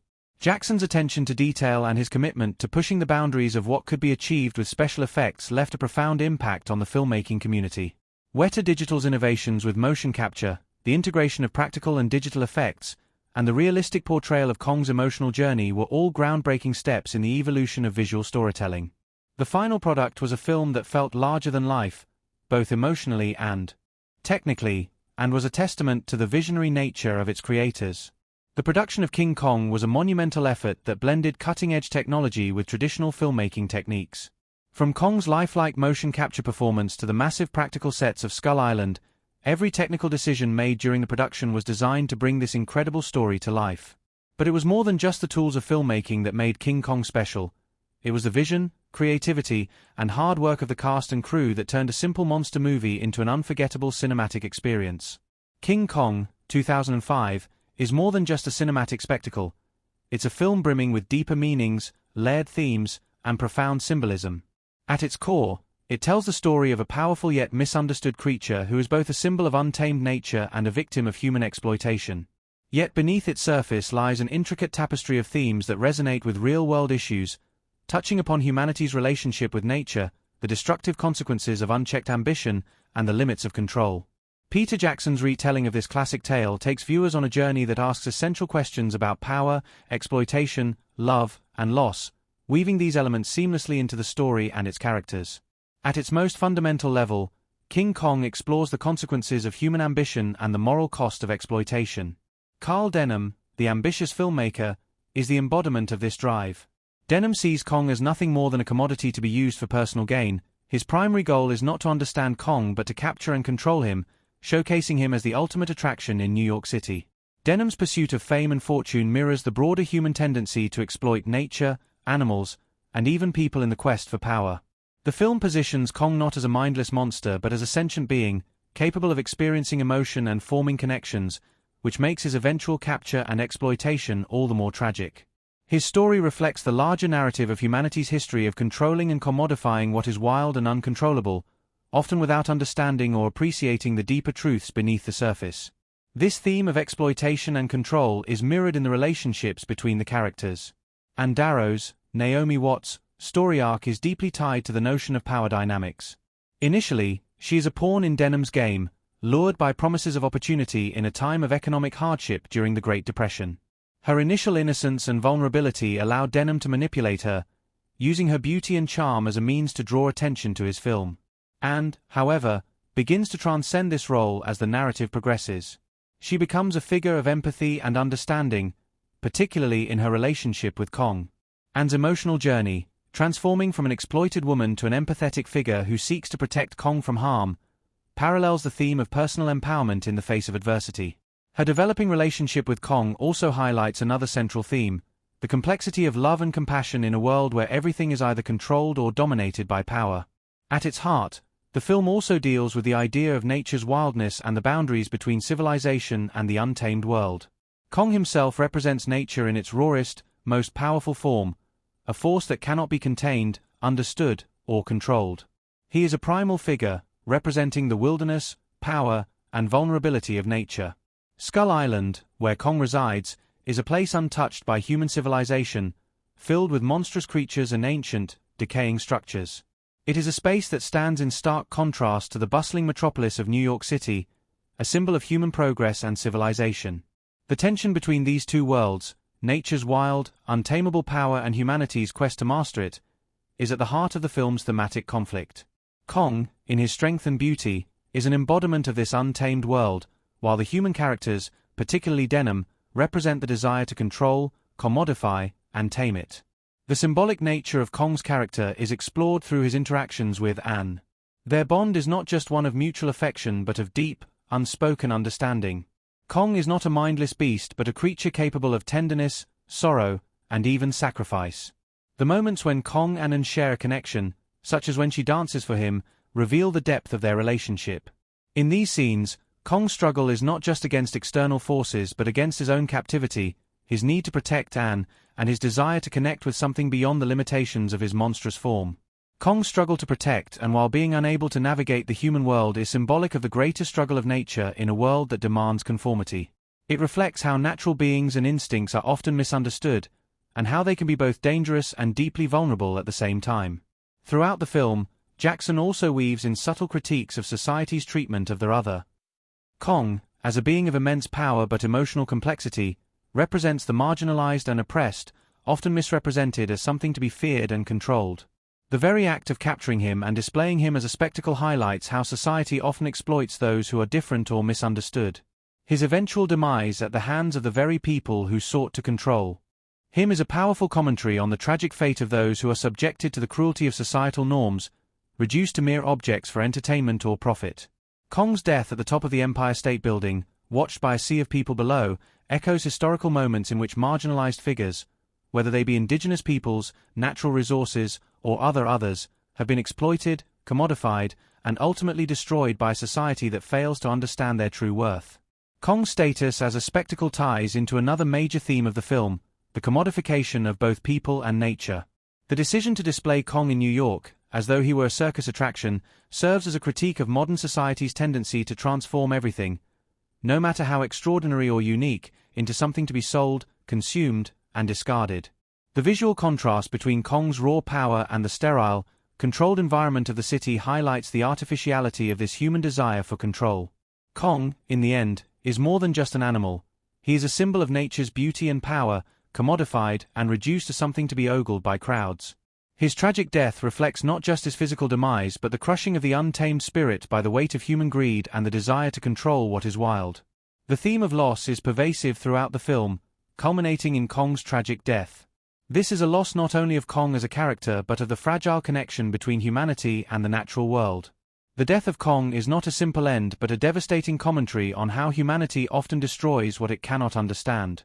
The film critiques the destructiveness of human progress, particularly the tendency to plunder and exploit the natural world for material gain, without consideration for the moral or emotional consequences of such actions. Kong's demise at the hands of the military, in particular, reveals the insidious consequences of militarization and the ways in which power is used to destroy what is different or threatening. The film portrays Kong's death as senseless and cruel, a reflection of the real-world tendency to destroy what we do not understand or appreciate. This societal commentary is also reflected in the character of Carl Denham, who, throughout the film, embodies the quintessential filmmaker or artist who exploits his subjects for personal gain. Denham's quest to capture Kong for fame and fortune reflects the broader idea of art as spectacle, with little regard for the deeper, emotional consequences of such a pursuit. His relentless drive to make his film, and to capture Kong, is presented as both ambitious and morally corrupt.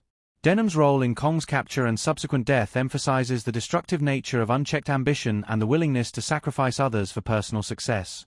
His characterization is a pointed commentary on how, in the pursuit of fame and fortune, the personal cost to others often goes unnoticed or ignored. On a larger scale, King Kong also comments on the treatment of animals in the modern world. The film's portrayal of Kong, a creature with deep emotional capacity, forces the audience to reconsider the way we view animals and the ethical implications of keeping them in captivity for our amusement.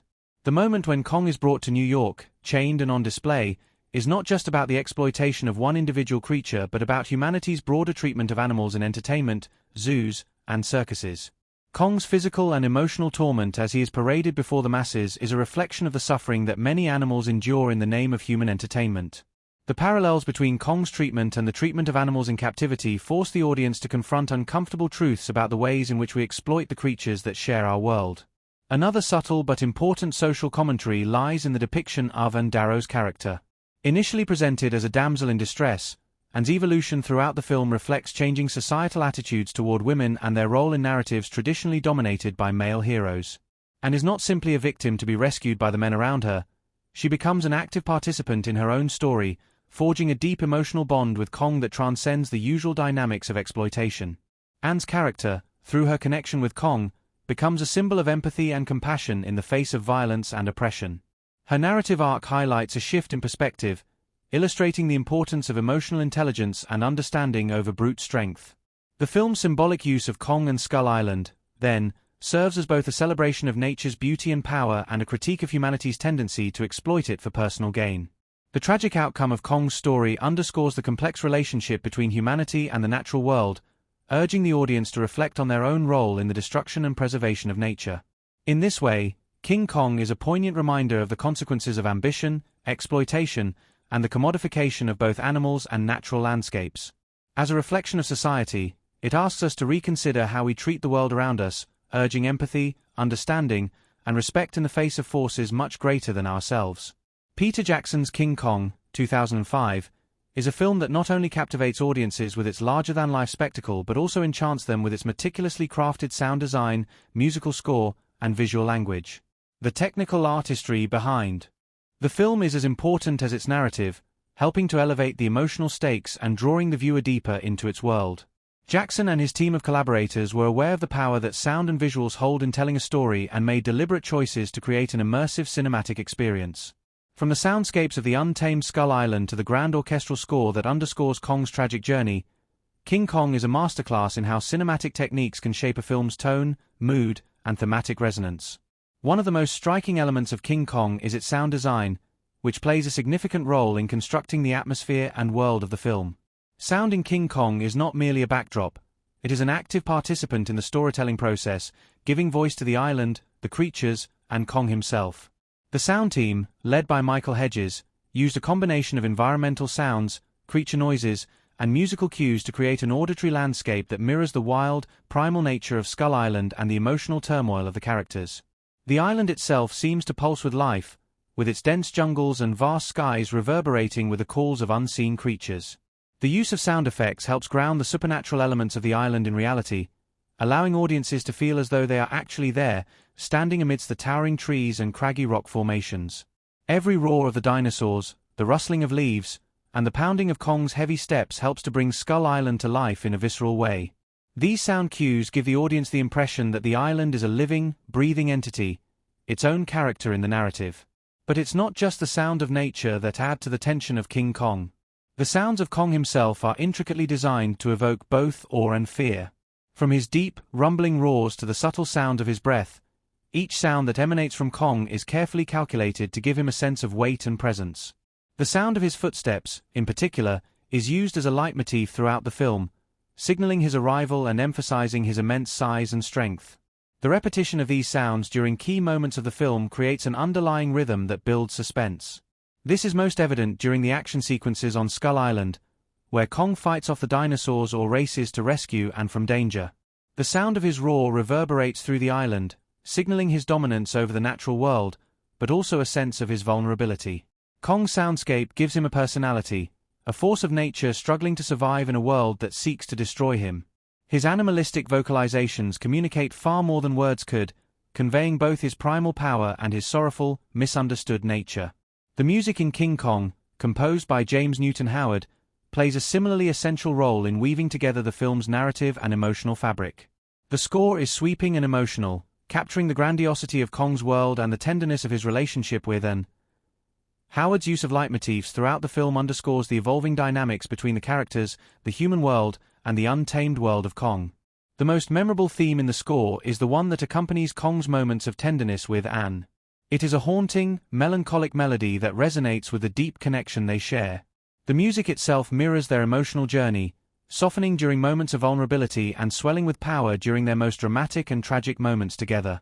These thematic choices are a clear indication of how Howard's score, much like the sound design, is not just a backdrop but an active participant in expressing the film's emotional core. The music doesn't just complement the action, it deepens it, giving the audience a visceral experience of the film's themes of love, loss, and sacrifice. But King Kong's visual language is where Jackson truly excels, creating a unique cinematic style that feels both timeless and modern. Jackson's use of camera work, lighting, and editing gives the film a visual signature that sets it apart from other monster films.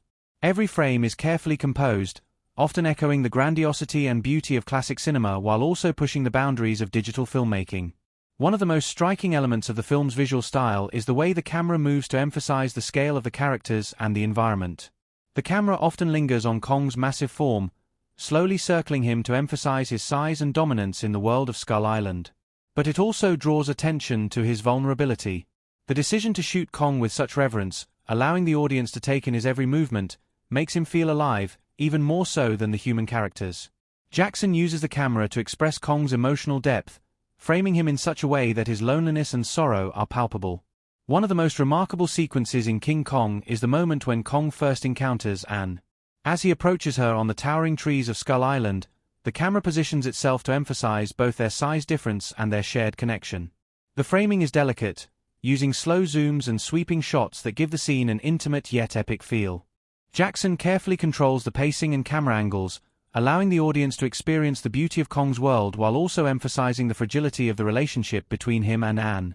The scene becomes a visual metaphor for the isolation of both characters, Kong, in his untamed world, and An, in her search for meaning and companionship in a world that has exploited her. It's a masterful example of how Jackson uses the camera not just to show the action but to create an emotional connection between the audience and the characters. Lighting in King Kong is another crucial component in creating the film's emotional tone.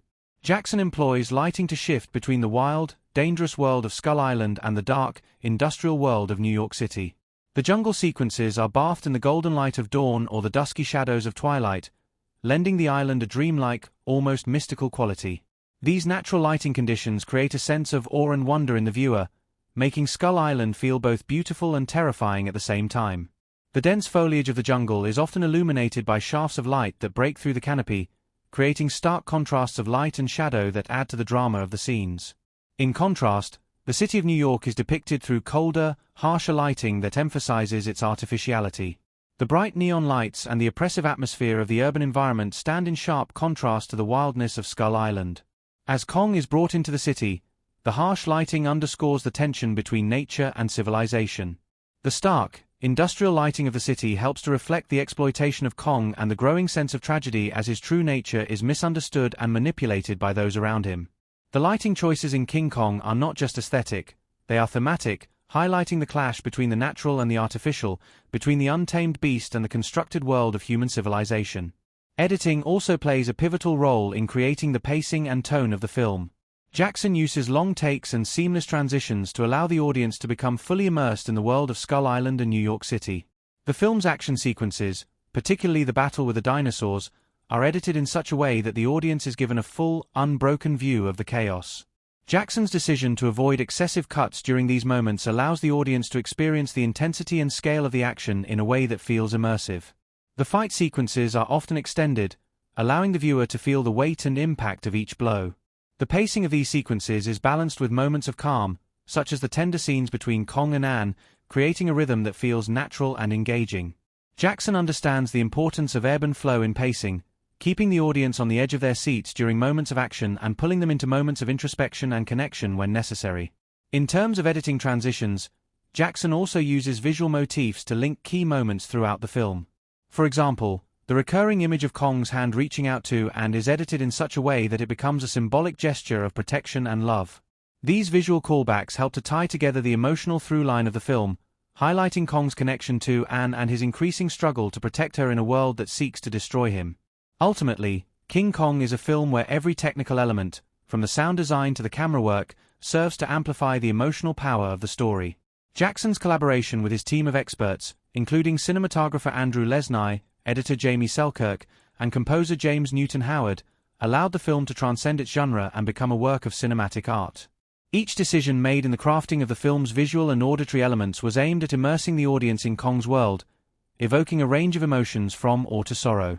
The film's visual style is both grand and intimate, allowing the viewer to feel the enormity of Kong's world while also connecting deeply with the emotional journey of the characters. It is a testament to the power of cinematic techniques, sound, music, camera work, lighting, and editing, that King Kong stands as one of the most visually stunning and emotionally resonant films of its time. In King Kong, 2005, the chemistry between the cast members plays a crucial role in grounding the extraordinary spectacle with human emotion, transforming what could have been a traditional monster movie into something far more nuanced and powerful. The connection between the characters, particularly between Naomi Watts as Darrow and the towering Kong, portrayed through groundbreaking motion capture by Andy Serkis, is at the heart of the film's success. Their performances bring a unique depth to the film, with a dynamic that blends tension, compassion, and a profound sense of connection, elevating the stakes of the narrative. The bond between Watts and Serkis Kong may be a product of technical innovation, but it is underpinned by their palpable emotional connection, which transcends the physical limitations of their respective roles. Naomi Watts, cast as the central female protagonist Darrow, brings a level of vulnerability and strength to her character that makes her one of the most compelling figures in the film. From the start, Anne is portrayed as a woman in search of a purpose in a world that has rejected her, struggling to survive in the economic uncertainty of the Great Depression. Watts' portrayal captures this vulnerability beautifully, but it's her transformation throughout the story that adds emotional weight to the film. Her chemistry with Kong is extraordinary, largely due to the depth of her performance and her ability to create and Kong that felt emotionally genuine. Serkis, who was instrumental in bringing Kong to life, often spoke about the physicality required to portray the giant ape, which included wearing a motion capture suit and performing intense stunts on set. Serkis' dedication to bringing Kong to life physically and emotionally created a foundation that allowed Jackson to craft the creature's digital presence with incredible precision. Beyond the technological innovations and behind-the-scenes challenges, King Kong generated a tremendous amount of anticipation prior to its release, and the film was met with a wide range of audience reactions upon its debut. On its release date, December 14, 2005, the film immediately became a hot topic of conversation, with viewers eager to see how Jackson would tackle such a beloved and iconic story. The film received generally positive reviews, with many praising the performances, particularly those of Watts and Serkis, and the groundbreaking visual effects. The connection between Anne and Kong was noted as the emotional core of the film, with critics highlighting how Jackson's film transcended the traditional monster movie formula by emphasizing the emotional depth of the characters. However, King Kong was not without its detractors. Some viewers found the film's pacing slow, particularly in the middle section, which is dedicated to Kong's capture and subsequent journey to New York. While the action sequences on Skull Island were widely praised, some audiences felt that the film could have been trimmed down to maintain momentum. Others were less enthusiastic about the film's more melodramatic moments, particularly Kong's death scene at the Empire State Building, which, while undeniably emotional, was also seen by some as overly sentimental. Despite these criticisms, the film was still lauded for its ambition and technical achievements, particularly in the realm of visual effects, where it set a new standard for realism in digital creatures. Over time, King Kong has been recognized as a modern classic in the monster genre, not just for its technological achievements but for its emotional complexity. The film's ability to blend spectacle with human emotion has cemented its place as a standout achievement in the realm of blockbuster filmmaking. It holds a special place in the hearts of fans, who continue to appreciate its mixture of old-school adventure, cutting-edge technology, and emotional storytelling. The cast's chemistry, the behind-the-scenes challenges, and the audience's varied reactions all contribute to the legacy of King Kong, 2005. The film is more than just a visual spectacle, it is a testament to the power of performance, technology, and storytelling coming together to create something truly memorable. In the years since its release, King Kong remains a film that invites viewers to reflect on their relationship with nature, the cost of ambition, and the complex emotions that can exist even in the most unlikely of relationships. Through its cast's remarkable performances, its groundbreaking technical achievements, and the compelling story it tells, King Kong has found a place in the annals of cinematic history. King Kong, 2005, is a film whose legacy has transcended the boundaries of traditional cinema. Not only did it impact the genre of monster films, but it also left an indelible mark on the broader landscape of visual storytelling, influencing how filmmakers approach epic narratives, character-driven plots, and groundbreaking visual effects. Peter Jackson's ambitious project was a bold reimagining of a classic tale, and its impact has rippled through cinema, reshaping expectations for what could be achieved in terms of spectacle, emotion, and technological innovation. While it may have initially been received with mixed reactions, over time, its influence has only grown, cementing King Kong as one of the defining films of the 21st century. One of the most immediate ways King Kong influenced cinema was in its approach to blending cutting-edge technology with traditional storytelling. Jackson's use of motion capture technology, especially in his portrayal of Kong himself, raised the bar for how digital characters could be integrated into a live-action world. The depth of emotion conveyed by Kong, despite being a digital creation, was unprecedented at the time. Andy Serkis' motion capture performance, coupled with the innovative technology that allowed for Kong's movements and expressions to be seamlessly incorporated into the film, set a new standard for the portrayal of computer-generated creatures. The film showed that digital characters could have the same emotional weight as human actors, a concept that would become increasingly important in subsequent films, such as Avatar, 2009, The Adventures of Tintin, 2011, and even more recently in films like Planet of the Apes, 2011 to 2017, where motion capture performances are central to the character's emotional impact. Jackson's use of motion capture for Kong was groundbreaking and has influenced the way visual effects artists and directors approach digital characters, creating a direct line of influence that runs through today's most visually ambitious films. The film's use of practical effects also deserves special mention in its legacy. While it heavily relied on visual effects for the creation of Kong and other creatures on Skull Island, the production also employed a mix of traditional and practical techniques to enhance realism. The blend of CGI with animatronics, practical sets, and real-world landscapes allowed for a more tactile feel, and the film's attention to physicality set it apart from purely computer-generated productions. This hybrid approach, combining digital artistry with physical sets and effects, influenced future blockbusters like The Hobbit trilogy, 2012 to 2014, where Jackson once again pushed the envelope with practical effects while incorporating cutting-edge technology. Beyond its technical feats, King Kong's legacy extends to its influence on the monster genre, a genre that often balances themes of man versus nature, the dangers of unchecked ambition, and the potential for empathy for creatures misunderstood by society. Jackson's film redefined the genre by combining action, adventure, and emotional complexity.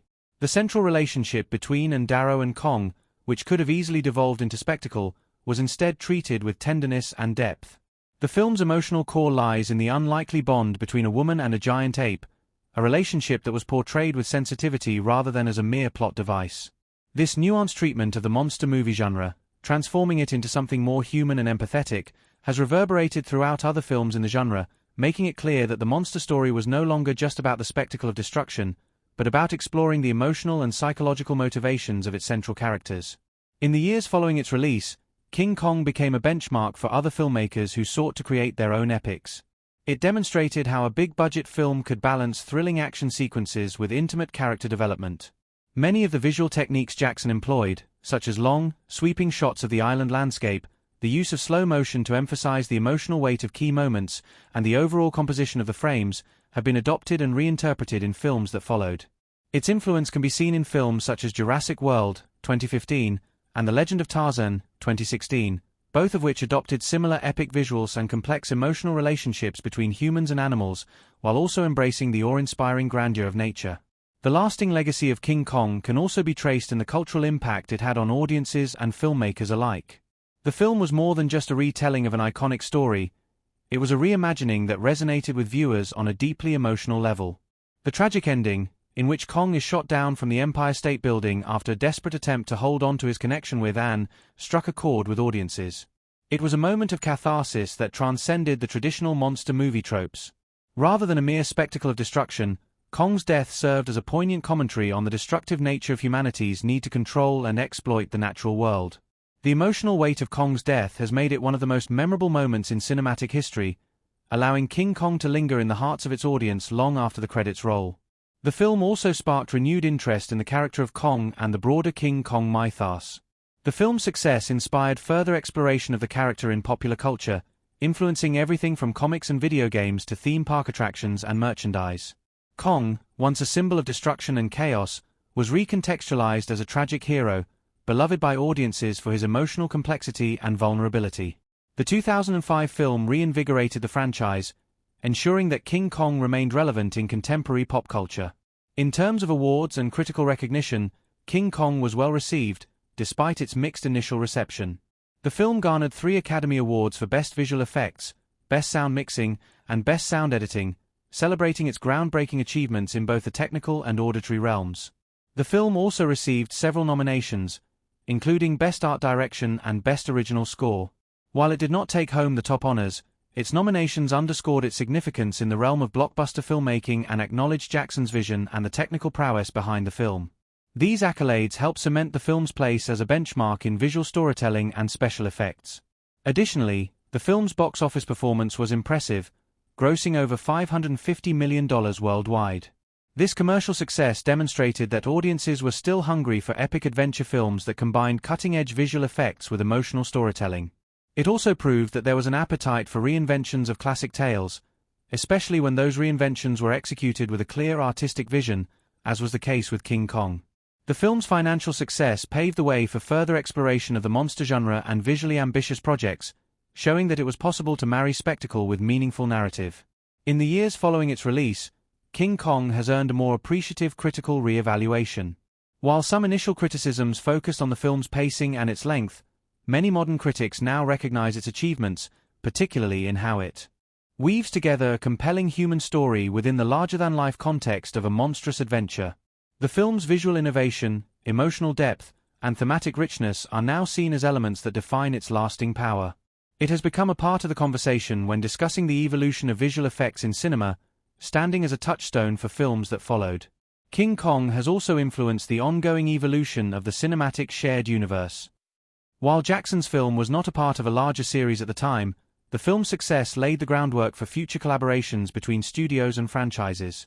Its impact can be felt in the later success of the MonsterVerse franchise, which reintroduced Kong alongside Godzilla in Kong, Skull Island, 2017, and Godzilla vs. Kong, 2021. Jackson's film, with its careful blending of character-driven storytelling and awe-inspiring action, served as a model for how to approach the portrayal of iconic characters in a modern context, balancing nostalgia with innovation. Through its artistic triumphs, technical innovations, and emotional depth, King Kong remains a cornerstone of modern blockbuster filmmaking.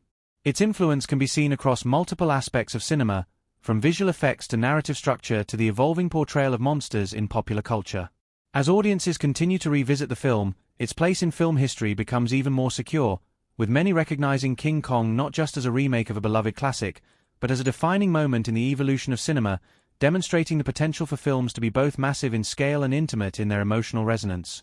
Jackson's King Kong is, in many ways, a film that continues to shape and influence the way stories are told in the grand tradition of epic cinema, ensuring its legacy will endure for generations to come.